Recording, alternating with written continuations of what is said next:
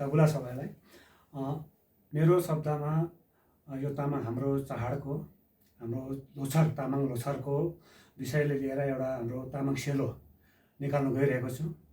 यहाँ हाम्रो राजेनज्यूको डिजिटल स्टुडियोमा हामीले आज रेकर्डिङ सुरु गरेका छौँ र रेकर्डिङ सुरु गर्न हाम्रो मेन गायक अनि गायिका हुनुहुन्छ पवन तामाङ अनि भूमिका तामाङ।